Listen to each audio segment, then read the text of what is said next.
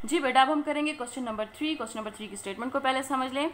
In a triangle ABC the bisector of angle B and C meet at a point I। जी बेटा, कोई triangle ABC है, जैसा कि मैंने यहाँ पर बनाई हुई है ट्रायंगल ABC बना लेनी है आपने सबसे पहले। देन वो क्या कह रहा है कि एंगल B और C की बाइसेक्शन करनी है आपने। तो इसलिए बेटा पॉइंट A मैंने ऊपर लिया, देखें B और C की बाइसेक्शन ये आपको नजर आ रही है, ये B की बाइसेक्शन की हुई है और ये C की बाइसेक्शन की हुई है। देन वो क्या कह रहा है, ये किस पे मिल रहे हैं, मीट एट पॉइंट I, और इस पॉइंट को मैंने I का नाम दिया हुआ है। नेक्स्ट क्या कह रहा है, prove that I is equal distance from the 3 sides of a triangle. अब मुझे प्रूव करना है कि ये जो मैंने पॉइंट I लिया है ये क्या है, इक्वी डिस्टेंस है, चाहे वो ये वाला आर्म हो, चाहे ये वाला आर्म हो, चाहे ये वाला आर्म हो, इन तीनों से क्या है, इक्वी डिस्टेंस पे होगा ये I। तो ये प्रूव करने के लिए मैंने खुद से कंस्ट्रक्शन करनी है कि IF is congruent to IE is congruent to ID। Equidistance का ये मतलब है कि मुझे उसका कॉन्ग्रुएंट प्रूफ करना है। तो ये जो डॉटेड लाइंस है बेटा, ये मैंने क्या किया, खुद से कंस्ट्रक्शन की है प्रूफ करने के लिए। अब कंस्ट्रक्शन में आप क्या लिखेंगे, from I draw a perpendicular, IF is perpendicular to AB, IE is perpendicular to AC, यहाँ या CA दोनों कह सकते हैं, ID is perpendicular to BC। तो यही हमने कंस्ट्रक्शन में लिख लिया है। फर्दर हमने क्या करना है, इसको प्रूफ करना है। किस तरीके से करेंगे, जी बेटा देखें, आपने लिखना है सबसे पहले प्रूफ में, जी ये देखें प्रूफ में आए, यहाँ पर स्टेटमेंट आपने लेनी है ID is congruent to IF, इसको इक्वेशन 1 का नाम दे दिया। अब ये क्यों लिया है मैंने, इसकी रीजन क्या है, any point on the bisector of an angle is equi distant from its arm.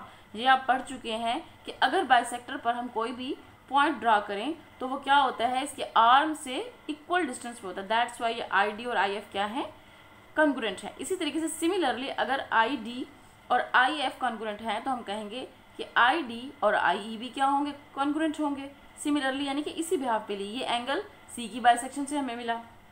Next क्या है हमारे पास, अब हमारे पास ये दो ट्राइंगल्स आ गए हैं, जो थर्ड बन रही है, सॉरी दो हमारे पास ये रिजल्ट आ गए हैं। जो थर्ड रिजल्ट है वो क्या है कि अगर ये दो कॉन्ग्रुएंट है, वो कहता है तो IE is congruent to IF। अब ऐसा हमने क्यों कहा, इसको 3 का नाम दिया, कह रहे हैं फ्रॉम 1 and 2। अब देखिए ID is congruent to IF and ID is congruent to IE।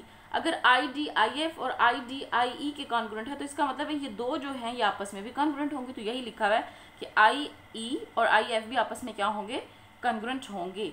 Last में वो क्या कहते हैं, इन तीनों को कंबाइन कर देना आपने इक्वेशन 1 2 और 3। तो उससे क्या होगा कि अगर ये क्या होगा कि ID कॉन्ग्रुएंट था IE के, और फर्दर IE किसके कॉन्ग्रुएंट था, IF के। तो ये क्या आ जाएगा, फ्रॉम इक्वेशन 1 and 2 and 3 ये लिख लिया। So ID is congruent to IE and IE is congruent to IF। Last में आप क्या स्टेप लिखेंगे वो मैं आपको दिखाती हूँ बेटा।